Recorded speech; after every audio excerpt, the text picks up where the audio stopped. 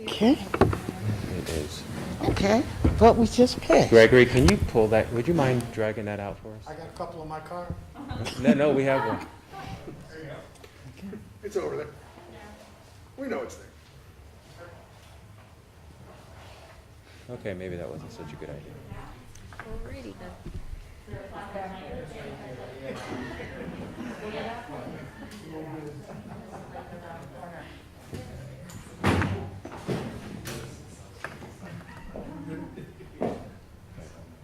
This wasn't easy as I thought. So I'm scared to walk in this thing. It's terribly slippery. Is it really? That's good, okay. Okay, to the flag of the United States of America and to the republic for which it stands, one nation, under God, indivisible, with liberty and justice for all.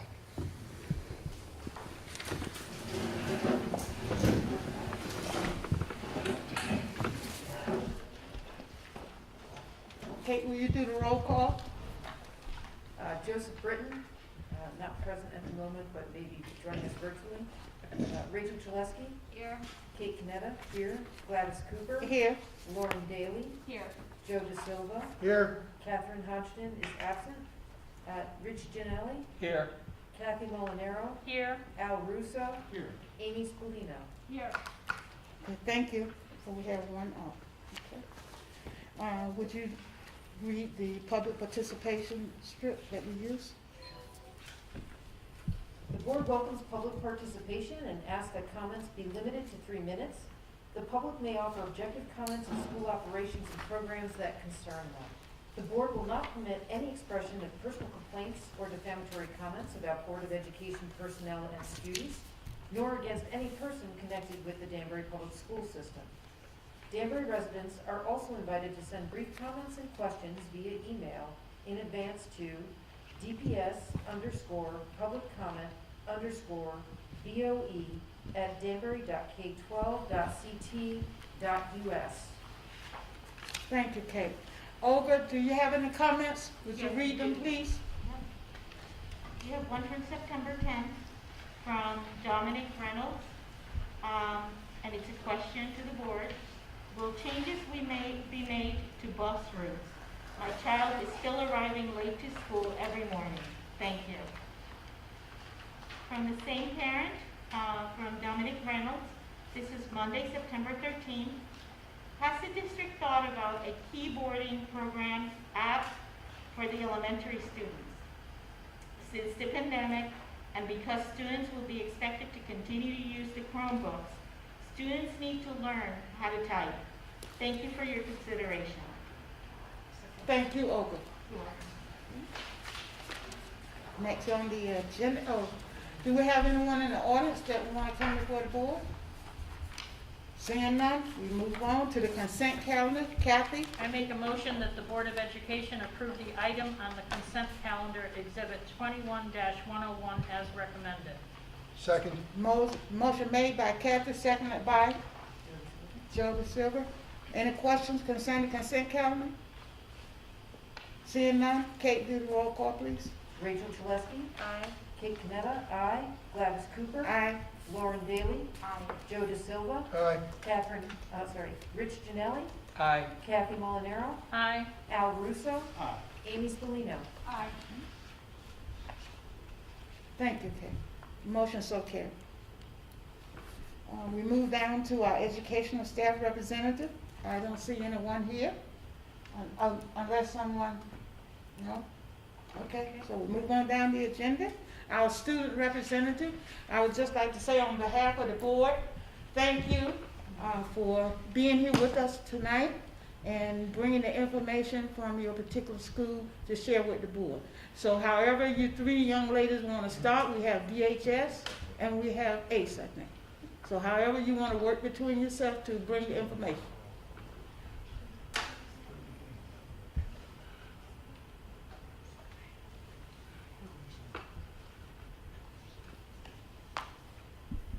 Hi, my name is Nicole.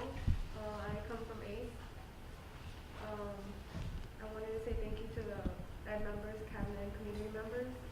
Thank you for allowing me to represent and speak on behalf of the Alternative Center for Excellence. ACE staff participated in 21 student entrance interviews this past June, and 4 more interviews on August 27th to welcome the new students to ACE start this fall semester. The staff is continuing to run interviews and welcoming new students during this month of September. Last week, 6 more students visited ACE, and there will be 6 more student visitors this week. A special that our ACE student hosts will play an important role in the visitation process. On August 30th, ACE ran a structured orientation day to deliver expectations for student attendance and course schedule, behavioral norms, and social emotional learning activities.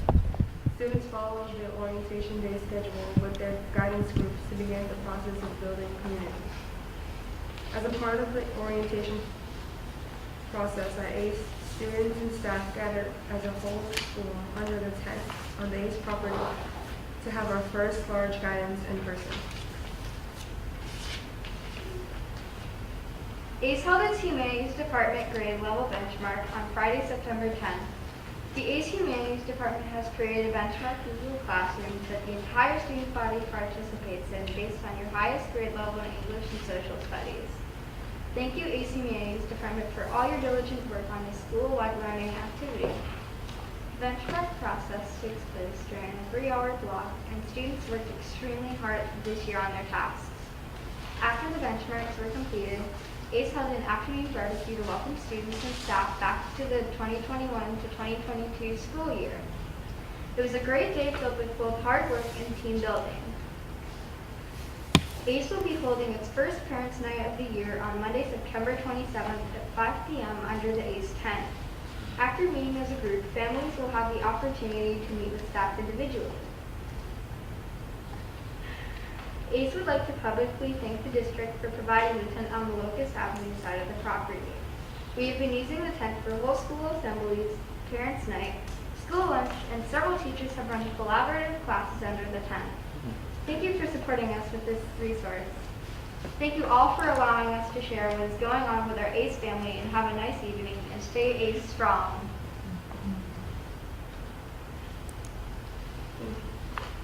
Hello, I'm Gregory Parker. I'm the BOG president for Danbury High School.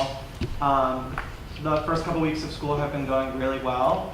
The hallways are probably one of the most biggest concerns.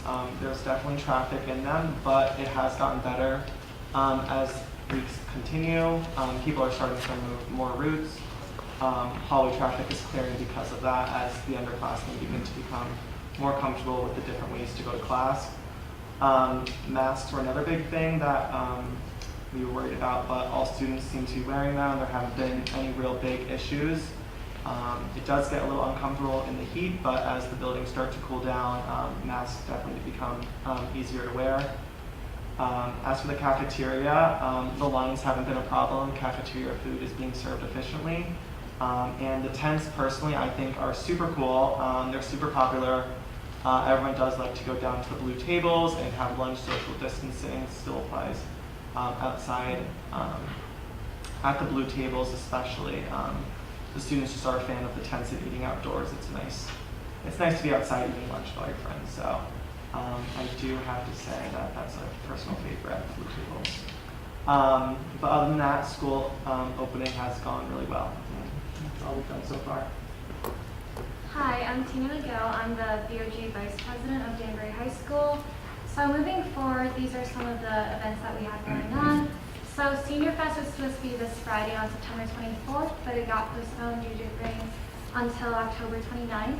Our first home game is this Friday against Norwalk at 7 o'clock, and it will be orange and blue themed. And then on October 13th, we have multiple events going on. So the freshmen and sophomores have their PSATs, while the seniors have tapping down. The senior 2022 photos and the handprints will be done during that time as well. We're planning to have a movie night either on the field or through a drive-in on either October 14th or October 15th. Since we can't have a homecoming this year, we thought like that might be a better alternative to having a dance. And then I'm me and Greg and the rest of the BOD members are super excited for in-person Spirit Week this year. It will be on the week of October 25th. And we chose that week instead of the week of homecoming because we wanted a full 5 days of Spirit Week, since that week we have Columbus Day and the PSAT, so we thought it would be better if we moved it. The themes are still pretty up in the air and undecided, as we still need to ask the rest of the BOG executive council members, but our themes will probably be Red, White, and Blue, Day in Paradise, Orange and Blue Day, either Character or Decades Day, and Twin Day. Thank you all so very much. And I would just like to say to board members, I know we can't hear and ask questions like we have normally done when we're at Beaver Brook, but when the minutes come out, probably tomorrow, you can see the comments that all the students brought to us tonight. So on behalf of the board, I know it's difficult, to try to understand people when we were in this mess, but we all are trying to be safe, okay? Again, thank you so very much. Okay, we're moving on down the agenda. Action item 9. I need a motion to table this action for tonight, please. The table? For everything. Who's making the motion? I'll make a motion to table action item A. Is that the one we're talking The about? specification for the solar system. Okay. I'll make a motion that we table that. I'll second. Made by Kate, seconded by Al. Any questions? Yeah, why are we doing that? Mr. Watson? you want- Sure, yeah, my pleasure. So I just want to make the board and the community aware. I believe it was last week we heard from the State Construction Authority. They made us aware that if we wanted to receive the reimbursement for the installation of the solar panels, and of course we do, they would not reimburse us for any solar panel installation on a roof that's any older than 4 or 5 years old. And so given that information, and as our partner with the city, the request right now is to cease and desist from the project until we can reevaluate and kind of reassess. And then until further notice, we will cease and desist on this project. Is that a new rule, the 4 or 5 years? Because usually roofs are a 30-year, at least 25, yeah. So is that something new that they put into the statute for reimbursement? I don't believe, Kathy, it's a new development.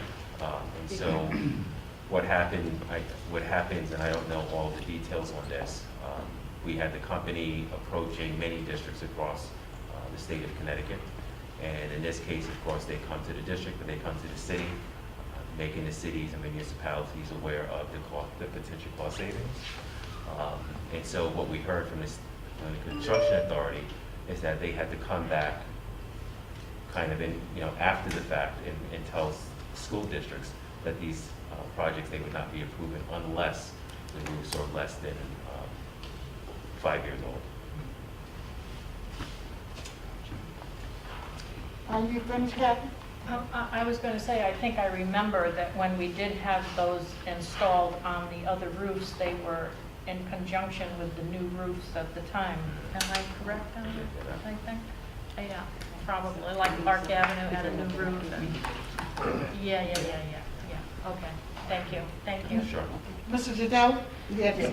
We were part of, and this is really an embarrassment or a major disappointment, because at the meeting that Kevin, myself, and city officials and the mayor attended, as well as the consultants of the utility company, they never specified that this was a glitch in the system. It was applauded. There was a tremendous amount of positive press on this. The $13 million, value, and half of that was a grant, and the rest was guaranteed to us in savings. The amount of work that was involved up to this point is really wasted by Kevin and his staff and his department, Rich Jalbert, on behalf of Antonio and his engineers spending time, as well as David St. Hilaire. I mean, it's a tremendous amount of work that was done to jump hoops, through hoops, for a short period of time. If you remember, one of the summaries I said, we came, I think it was the 6th of the month, and we had to get an approval for Kevin to file the grant because it was between the 1st and the 10th of the month. And then all of a sudden, somebody from the state wakes up and notifies us or somebody here of this glitch. As to why the consultants never told us this, what was beyond me. So it's really an embarrassment and a sad thing if it doesn't go through. I mean, we were certainly, it certainly would help us to do this, and the fact that they were giving us a guarantee for the $5 million payoff in the savings based on a performance bond, performance contract we were doing was also excellent because it cost the city nothing. So I don't know where the mess up happened, but at this point here, we're just waiting to hear, and everybody is on hold. I mean, it's really a shame. Thank you. Any other? Okay. The motion was moved and seconded. We had our discussion. Kate, will you do the roll call, please? Certainly. Joe Britton?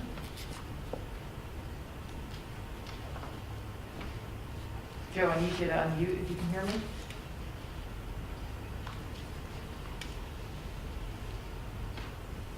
I've got a yes in the chat. Rachel Shaleski? Aye. Kate Canetta? Aye. Gladys Cooper? Aye. Lauren Daly? Aye. Joe De Silva? Aye. Rich Janelli? Aye. Kathy Molinaro? Aye. Al Russo? Aye. Amy Spallina? Aye. Thank you. The motion so carried. We move down to action item B. Mr. Janelli, you want to read the motion, please? It's going to be hard. My glasses are popping up here.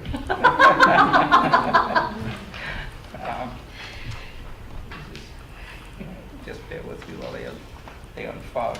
I don't know if these will help you with that. Generator. He can sit next to Kathy.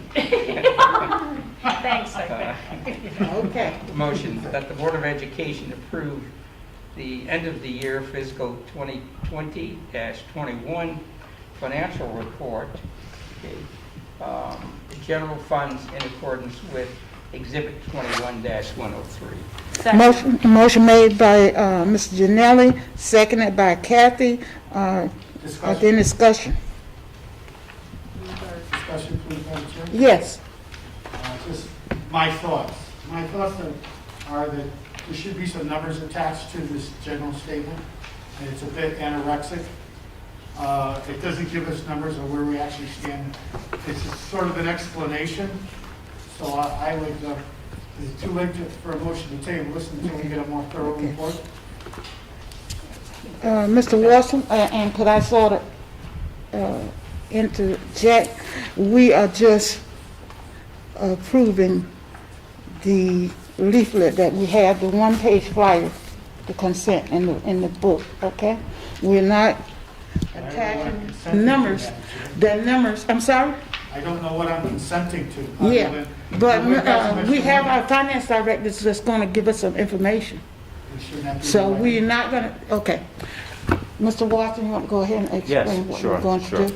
Sure. Thank you, Mr. Russo, and I certainly understand the question. So I understand that the board is accustomed to getting a budget detail associated with the report. I'm going to ask Frank Connolly, our interim director of finance, to just try to provide an update or kind of summarize the update, and then I will provide some rationale on why there's no budget detail for this month. But the expectation is that we would have it in subsequent months. But Frank, I'll ask you to go first. I think we'll be able to hear you from there. Okay. And then I'll just interject at the end to close out. Excuse me, Mr. Superintendent. Rachel had a question. Do you Oh, I'm want to go sorry. ahead and answer? No, that's okay. I had the same concern as Al. Just that we're approving a memo is kind of Right. odd to me. Yeah.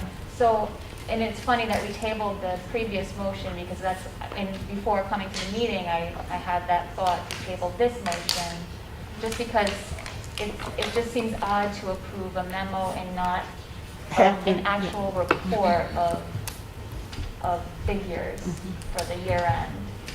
I understand. So that memo maybe could be better served in information rather than an action item. Okay. So it's already on the table, so we can defeat this and then table it, and then make a motion to table.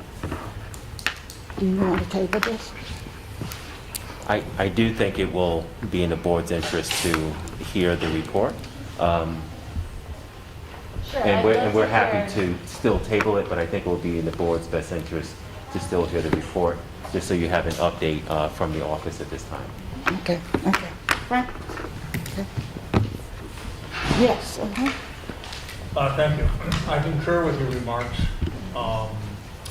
We were working on the end of the year numbers, and they were just changing around, jumping around so much that we thought it more prudent to delay and to firm up the numbers.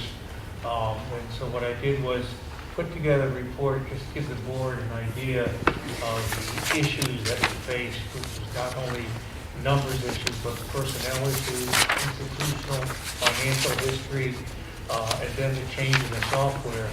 And as I came in, your finance director was walking out the door, and 2 weeks later, your assistant finance director was walking out the door, and as a finance secretary, the position got filled. So there was so little to work with, and we were trying to consolidate your old Phoenix system. And in order to come up with end of the year numbers, we had to take your old Phoenix system, which covered 12 months out of the year, and splice it in with the Tyler system, which only covered 6 months out of the year. But the Tyler system did not include the encumbrances, which were in the Phoenix system. So there's a myriad of different things. And as I put the numbers together, and I started to say, wow, your end of the year balance was really climbing. And so I try to highlight the key elements as to why your end of the year balances were climbing as much as they are. And you're not unlike other boards of ed in the state that the end of the year with your schools, you had less than 90 days in the classrooms. And that impacted electricity, that impacted supplies, that impacted special education. So you had, and health insurance, as I noted in my report to you, it impacted your health insurance also because a lot of people put off having elective surgery. And I expect that to change going forward. So I try to highlight the problems of the personnel, the problems of the software, and it comes down to we were coming up with some fairly substantial numbers, and I was reluctant to come out in public and say, here's your number, and it's still a little bit fluid. So what I'm saying is that it's a substantial number. We plan to have an informal discussion with city officials on this, and we do expect to have a full report next month to the board. And the motion that you have on the table to approve, I concur. My suggestion to you is either table it or just accept the report. And what that means is you're not approving it because there's nothing to approve, but accepting it is acknowledging a receipt of your financial status. And it'll be the same thing in the next month. You could vote to approve of the financial report, which I'll be working with the new finance director of going over with him. We've already started. This is his third day on the job now. So we'll have a firmer number, but again, reluctant to come out with a number. It winds up in the newspapers and then it changes somewhat, and I'm just not comfortable at this point for the reasons I explained. So my suggestion to you is that rather than approve this report, accept it, which is a formal acknowledgement. You got something in writing. That's what it is. And it's your call, whatever you decide. And the report. I also think so. yes, Mr. Owas. And I just wanted to add to Frank's presentation this evening. We are anticipating, at least as of right now, close to a 2% excess at the end of the year. And so the board might recall last year, we went to the city and asked them to put monies in reserves for us for the school district. We anticipate even higher numbers than last year for that request. We gave Dave St. Hilaire a couple of weeks ago a heads up that we were anticipating these kind of numbers. And so we hope that the city will continue to work with us in this regard. But those numbers are also not firmed up yet. And we want to make sure those numbers are firmed up. That we have all of our conversations with the city and Dave St. Hilaire on this. We feel pretty confident that we're going to get the cooperation that we need. But we want to make sure we have the firm numbers for the board and for the city before going to them. Thank you. Thank you, Chairperson. Al? Thank you, Madam Chair. I do have a motion to table. Is Vice Chair of the Finance Committee. Mr. Ginelli, as Chairman of the Finance Committee, do you have any guidance on this, sir? My suggestion would be, since the board, based on the conversations, is uncomfortable, is that we table the motion, and basically, from what we heard from Frank, in terms of the volume of work that was necessary over the summer with the transition in computer systems and the lack of personnel, led to the delay in firming up these numbers. Having nothing to do with the integrity of the numbers, that's not the issue. But I think for the comfort level of the board, not seeing any numbers or specifically hearing numbers, that we just table it and accept the discussion as to the reasons, the trials and tribulations of what Frank had to do with the temporary staff during summer months in order to get all this work done. So my recommendation would be to table this and bring it back when everything is solid and we're out of this mess and can just go on continually as normal. In the past, we've generally had the year-end done about this first or second board meeting, so we're really not that far behind, considering that, I'd like to say chaos that happened this year. As you know, during the summer, I was keeping you informed as to what was happening in the department with the turnover, with the volume of work, and again, with the switching from one accounting system to another, which is an enormous job in itself. So, it's physically impossible to, with a limited staff, that they had, to accomplish the normal year-end work. Agreed, sir. This is no reflection on the man's efforts. So I concur. Again, I'm asking the board, I'm making a motion to table this for another month. So in order to make the motion to table it, we would have to, because a motion was made, so I need those two people that made the motion to withdraw their motion, and then I need someone else to make a motion to table. Okay. So I need Kathy and Rich both. Will you withdraw your motion for the action item? And one made the motion and one second. Yep. And Yes. then I need, if you withdraw your motion, then I will ask someone to make a motion to table it. But before we table it, Mr. Watson, do you have anything additional that you want to add? Is there a specific reason that you wanted this completed tonight? No. The important thing for me was to make sure the board had an update. Okay. And so as long as that information is out and available for the board, I'm very comfortable with how we're proceeding. Okay. Okay, so Mr. Al, you will make the motion to table? I will. Okay. Thank you, Madam Chair. Seconded by? I'll second. Who? Okay. Who seconded? Could I hear who's? Okay, thank you, Rachel, I'm Way sorry. down here.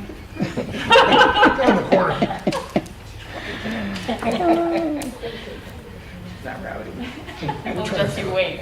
Just you wait. Okay. So, you want to do the roll call, because there's no other discussion when we table something. Joe Britton, he is a yes. Okay. Rachel Chalesky, Aye. Kate Canetta, aye. Gladys Cooper, Aye. Lauren Daly, Aye. Joe De Silva, Aye. Rich Janelli, Aye. Kathy Molinaro, Aye. Al Russo, Motion to table. Amy Spallina. Okay. Okay, so the motion is carried. Okay? Thank you all. Okay? So we move to action item C. Amy, would you do action item C? Yes. I make a motion that the Board of Education approve the 2021 to 2022 teacher evaluation plan as recommended by the T-Val Committee in accordance with 21-104. I'll second. Motion made by Amy, seconded by Kate. Are there any discussion? I just wanted to ask. Yes, ma'am. I just want to ask what the basic change is that we're approving. Okay. Mr. Watson. Sure, From the and original agenda. no problem. So I'll start out, and then I'm going to ask Kelly to add a little bit extra. One, Amy, I just want to thank you for your participation on the committee. There was some great partnership from the T-Val committee. And so Christy, Christy Zalita, Dr. Zalita, who is our union representative from the administrators, and then of course Erin Daly from NEA and our teacher group, and then all of the rest of the teachers and administrators on the group. The big focus for us was certainly to focus on, similar to last year, in terms of the state goals, and that was to focus on student and parent engagement and the social emotional support for our students. And given Kelly's expertise in school climate and social emotional support, Kelly's going to just provide a little bit of additional information on the changes for this year.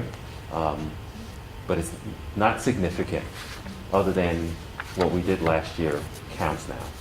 Okay. That's really the big shift, and there are also a couple of tweaks regarding teacher supervision, like teacher observations, etc. And so Kelly will speak to those now. So just as in last year, the social emotional learning piece is an essential focus of the state and the district. So we are recommending that teachers focus on that along with parent and student engagement, but both for the benefit of supporting and improving academic achievement for students. So their teachers will still be scored on their action steps, meaning the steps and programs that they implement to achieve those goals. The number of observations has been changed slightly. That's okay. The number of observations for our, what we do is our beginning teachers, which are classified as year 1, year 2 teachers, or any teacher back from the last year we were scored, which was the 18-19 school year that was shown in need of support. Those teachers will be evaluated with 2 formal and 2 mini observations, so a total of 4 annually. We've also added that they have the right or ability to request an additional evaluation.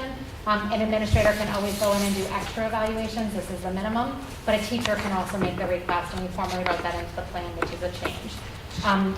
That's kind of been the informal practice going on, but we thought it important to reflect. For our year 3 and up teachers, and those are also teachers that have shown that they're proficient or above, they are doing 1 formal observation, 2 mini observations or informal observations. And then we're also required to have our teachers do a mid-year review and an end-of-the-year review with their primary evaluator. For our newer or teachers in need of support, those both have to be in person. For our for our more seasoned teachers that are shown being proficient or above, they can do the mid-year virtually through an electronic submission, and the end of the year is in person. Some of the dates year to year are always tweaked. We always have to reset the dates to make sure they abide by the school calendar. But those are the basic highlights for this school year. Thank you. Thank you, Kelly. Are there any other questions? Seeing none, the motion has been moved and seconded. Okay. Kate, would you do the roll call? Joe Burton is off the Zoom right now, so I'm going to skip him. Rachel Chalesky. Aye. Kate Canetta. Aye. Gladys Cooper. Yes. Lauren Daly. Aye. Joe De Silva. Aye. Rich Janelli. Aye. Kathy Molinaro. Aye. Al Russo. Aye. Amy Spallino.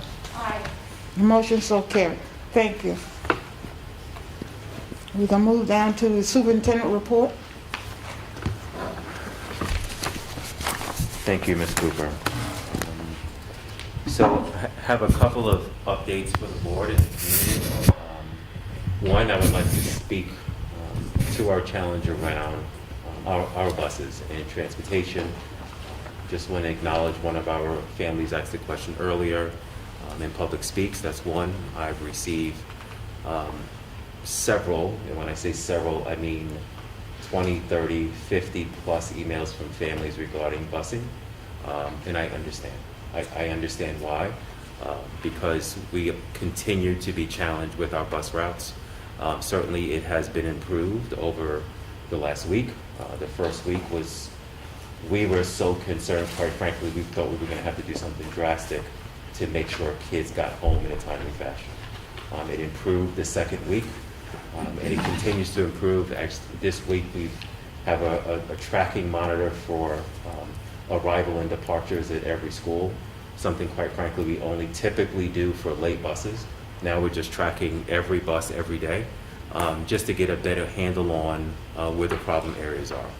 What we have learned, number one, is that we have 2 or 3 buses that are habitually late, and so we're trying to find and understand the root cause of that, number one.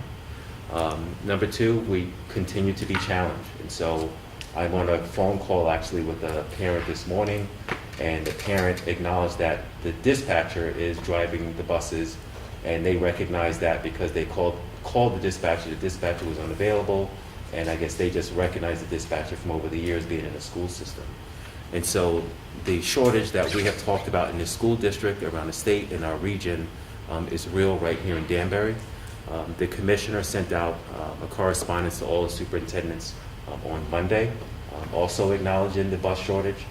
There was a call on Monday with all of the superintendents, making superintendents aware that the state and the governor's office was doing everything that they could to unwind any challenges with the motor vehicle around certifications and any holdup, and trying to figure out ways to expedite CDL licenses for anyone pursuing bus license or bus certification. So the state has been working with us, or trying to work with us, to help unwind some of the challenges and any backlogs in the system, to help expedite as quickly as possible. The state does not have any answers outside of that right now. The state education department doesn't have any answers outside of that right now, but they did make us aware that they are trying right at the motor vehicle office to help unwind any challenges that might exist there. And so they shared with us they would have some further support and guidance as soon as they could. As a district, we will be meeting with our contracted provider, because I think we need to sit with them and then figure out how, if there are other ways we can kind of explore some solutions right here within a district.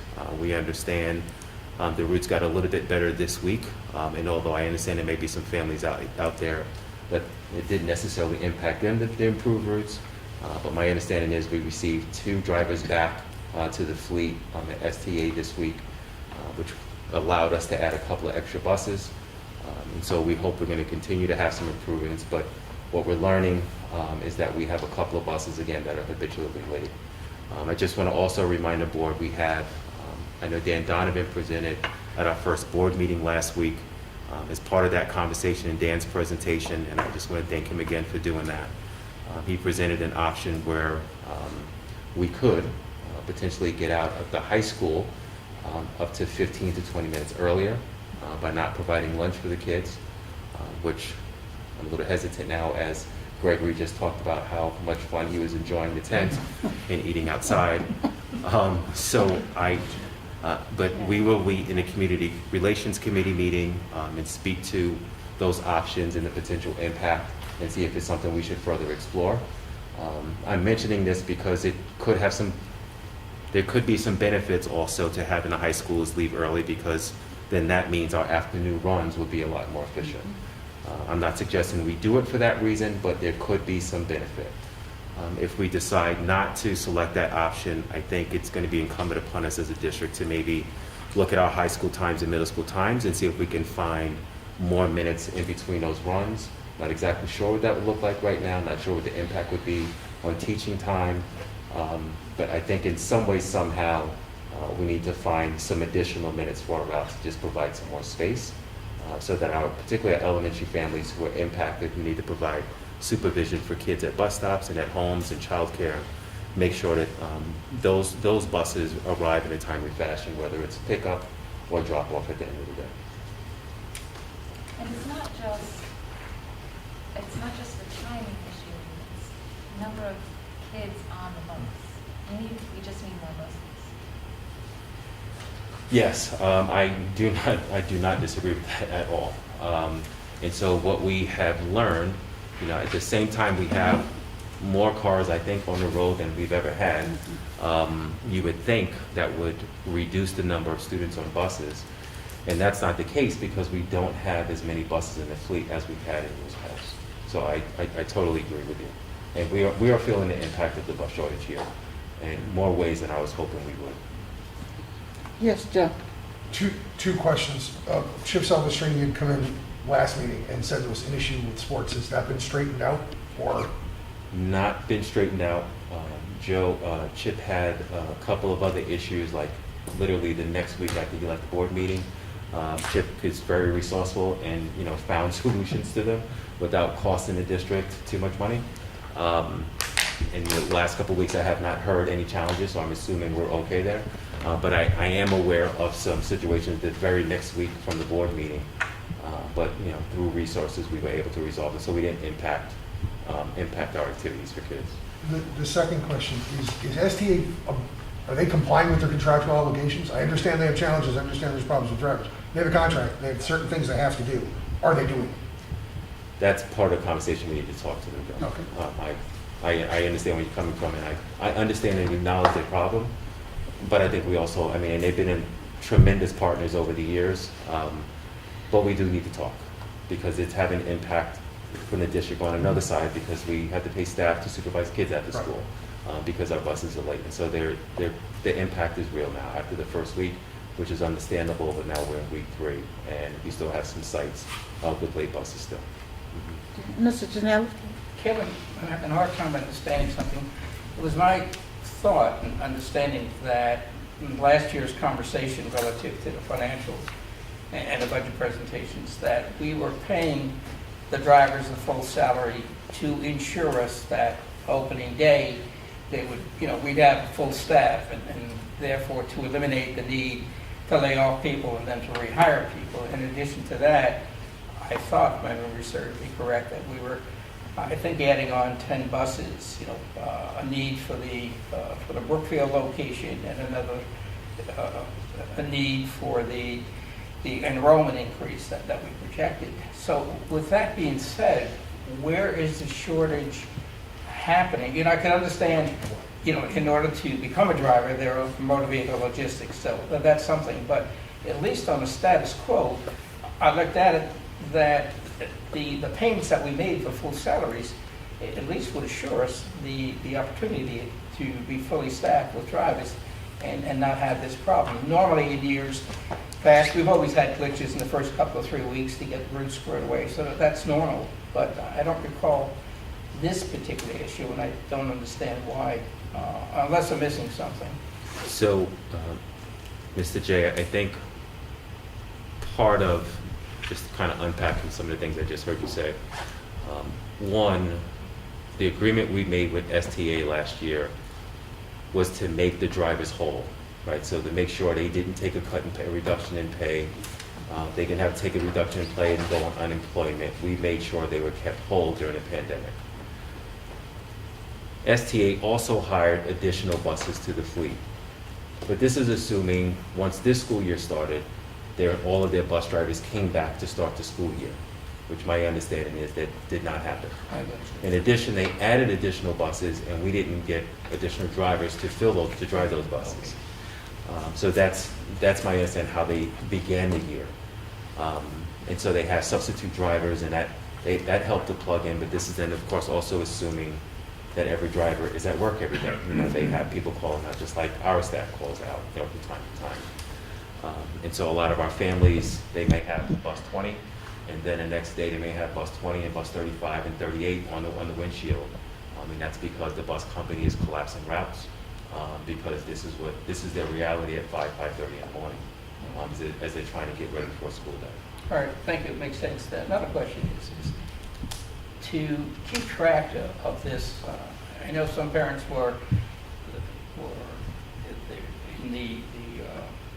in their portal when they go, they have what they call an excused absence or an excused delay, which is not necessarily the child being late, but it's more attributed to the bus being late, but yet reflects on somehow the student there.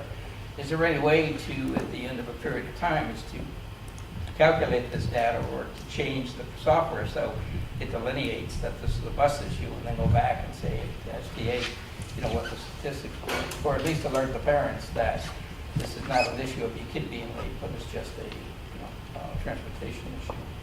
Right, so it's the general practice, and I would like to think all of our principals are doing this, I'm sure they are. When there's a bus that arrives late, there's kind of an announcement, bus 22 is coming in.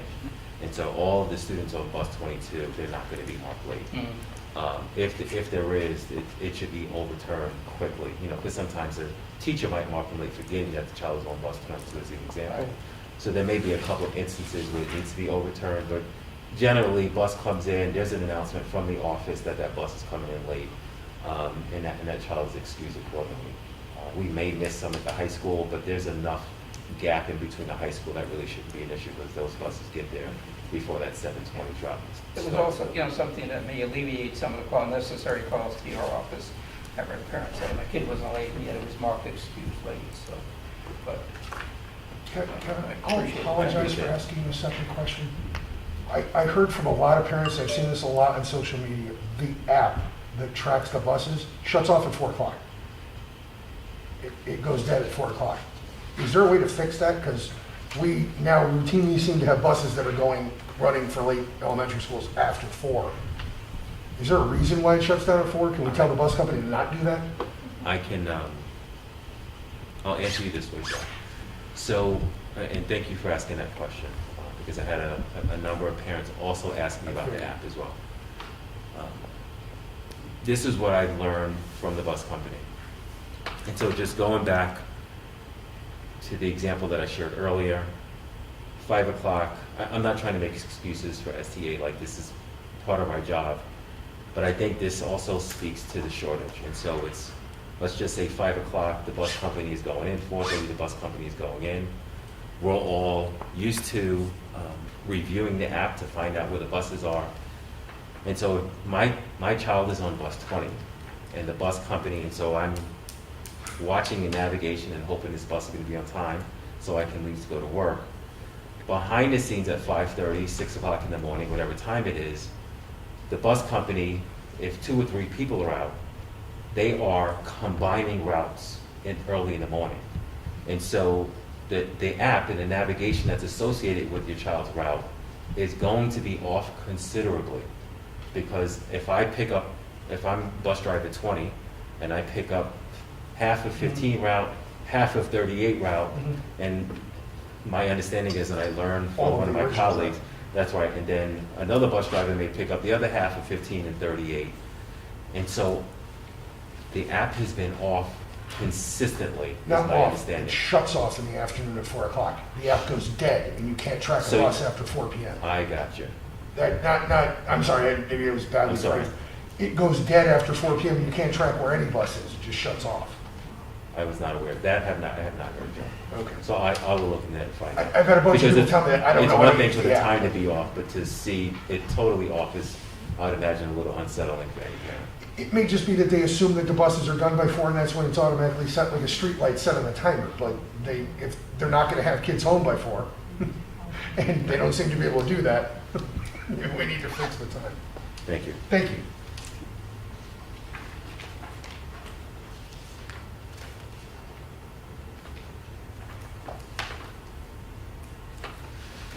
So Ms. Cooper, I do have 2 more items for the board and the community. One, we received our latest update from the governor, Executive Order 13G. Executive Order 13G, I believe the board is already aware. It requires that all of our staff is vaccinated. For the staff members who are not vaccinated, they have to be tested on a weekly basis. And then we had an emergency meeting on Friday with superintendents, and then another meeting this week with even further clarification about the expectations of districts across the state of Connecticut. Kim has been working with all of the union leaders across the district, and I can't thank all of them enough for their cooperation throughout this entire process. Kim Thompson and her team have done a great job just trying to manage all of this data. And so if you guys, if the board and the community can just kind of envision, we need to have vaccination evidence from every single staff member, certified and non-certified, and then we need to have either vaccination results or a plan to test every staff member. And Kim is going to share with you shortly.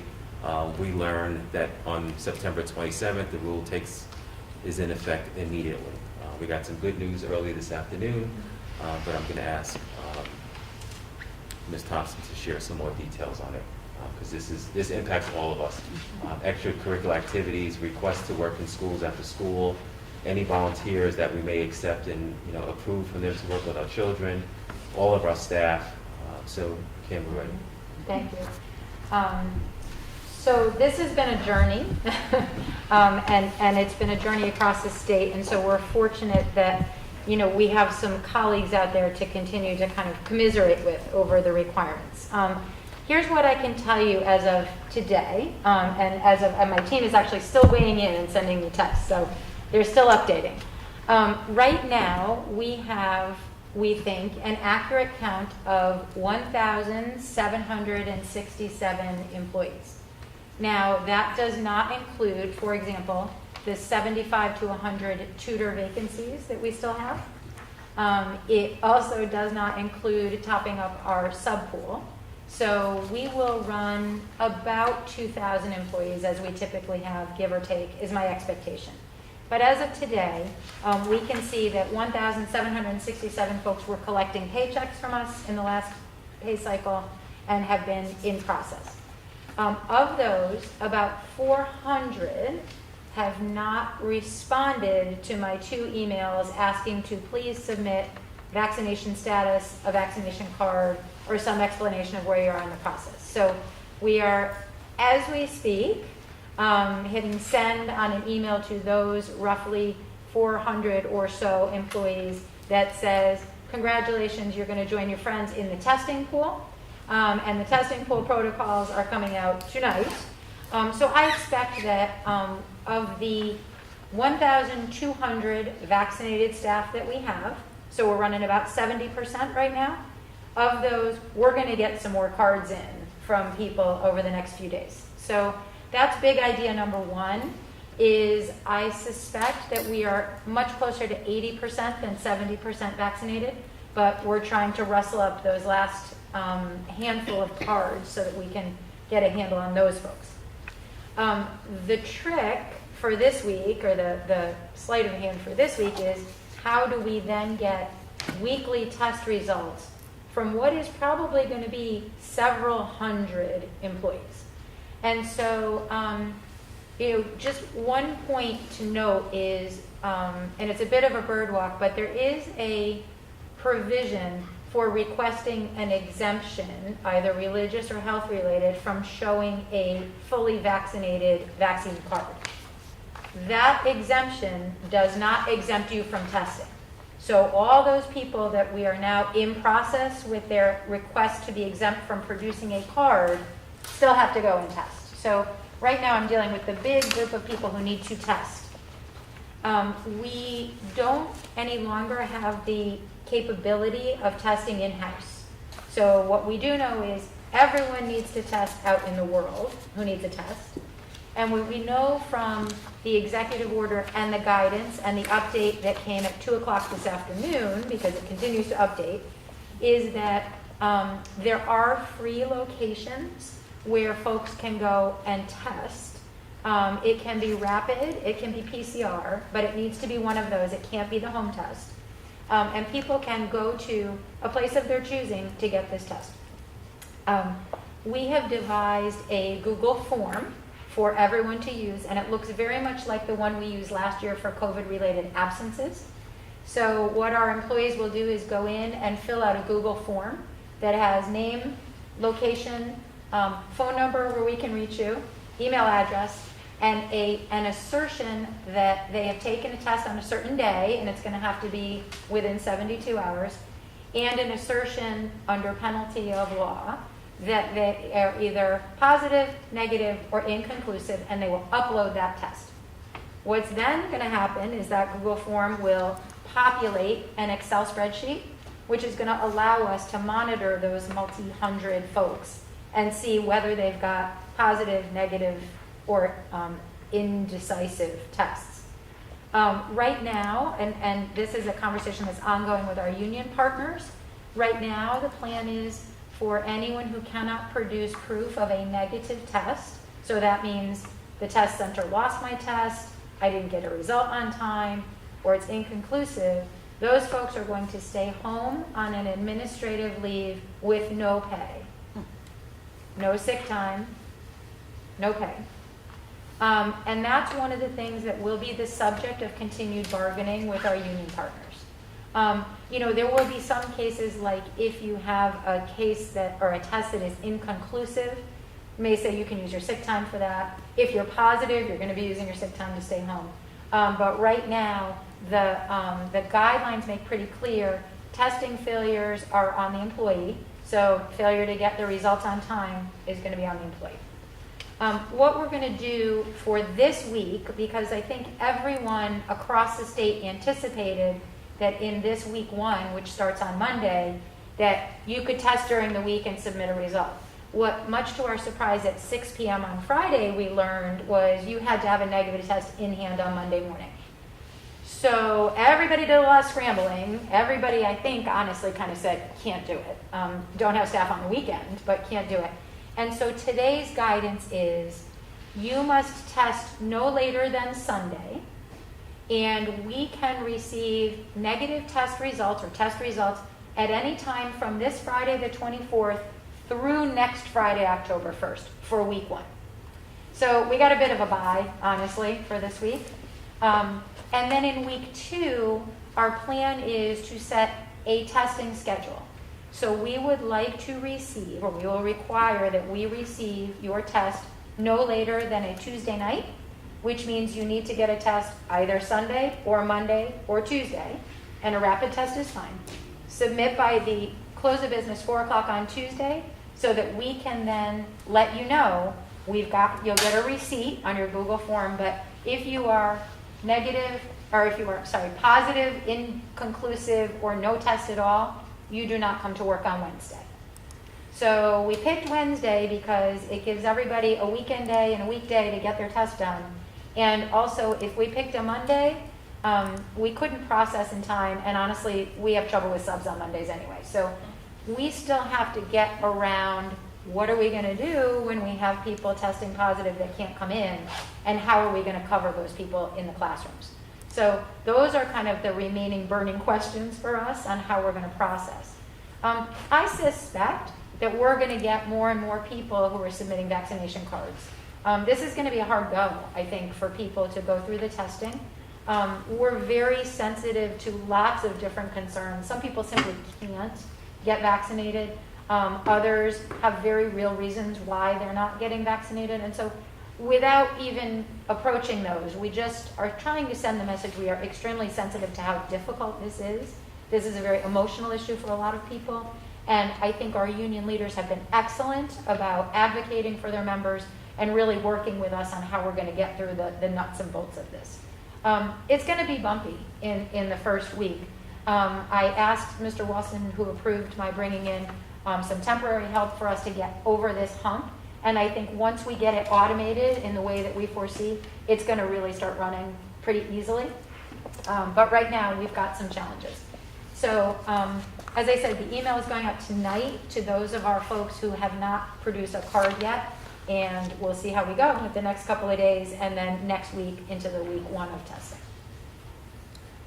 Yes, Mr. Janella. Kim, the testing sites, are they Danbury specific? Yes. So Okay. there are 2 state-approved free testing sites in Danbury that came from a list that I received from Kathy O'Dowd today. One is the PAL Center and one is the War Memorial. And those have afternoon hours. They've really covered the landscape of availability. There is also on the 211 site, there is a constantly updating list. And if you filter by no-cost tests, you will also see some pharmacies and that kind of thing that are providing those no-cost test sites. My understanding of our insurance, and remember we have some of our folks who have Cigna insurance, we have some of our folks who have Teamsters insurance. It is not clear that the insurance companies are going to continue to cover surveillance testing after October, middle of October. So that's in my email to folks that I can't make any representations about what's going to be covered or not covered. I will say that what is clear is if folks are going to try to access the insurance, they need to go in network because out of network is very spotty to me on cost. So we would drive them to always consider in-network, but the question of whether Cigna is going to continue to cover the cost of those if you have not been exposed and if you are not demonstrating symptoms. If a person lives outside the Danbury area,